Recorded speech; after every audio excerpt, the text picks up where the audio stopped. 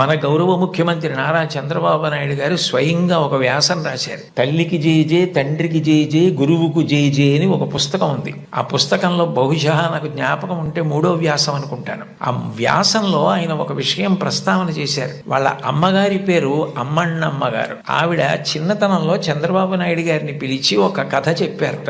ఒరేయ్ నాన్న, మనిషి కష్టపడాలి. ఎందుకు కష్టపడాలో తెలుసా?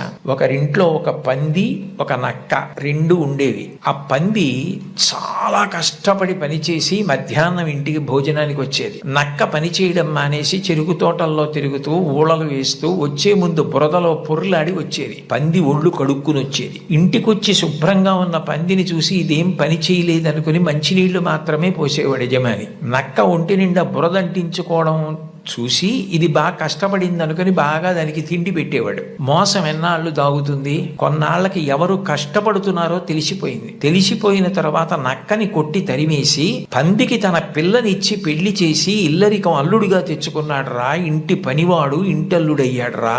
కష్టపడిన వాడు వెనక్కి తిరిగి చూడడు జీవితంలో. కష్టపడడం నేర్చుకో అని మా అమ్మ నాకు చిన్నతనంలో చెప్పింది. మా అమ్మ చెప్పిన కథ నా జీవితానికి దిశానిర్దేశం చేసింది.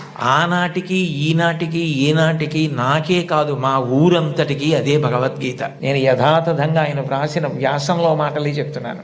ఆ మాటలే నాకు స్ఫూర్తి. ఇప్పటికీ కష్టపడడం నాకు అంత సంతోషం. ఆ కష్టపడడం అన్నది నేను మా అమ్మగారి దగ్గర నేర్చుకున్నాను. ఆ కష్టపడే ఇవాళ ఈ స్థితికి వచ్చాను. నేను ముఖ్యమంత్రినైనా మా అమ్మగారు మాత్రం మా ఇంట్లో గట్టిగా 3 రోజులు ఉండడానికి ఇష్టపడేది కాదు. మళ్ళీ వెళ్ళిపోయి ఆ నారావారి పల్లెలో తెల్లవారి 5 గంటలకి లేచి గొడ్డు గోద పొలము పనులు అవి చేసుకోవడం, ఆ కష్టపడ్డము ఆవిడికి ఎంత సంతోషము అని అమ్మగారి ప్రేరణతో తాను ఎంత వృద్ధిలోకి వచ్చారో వ్రాసుకున్నారు.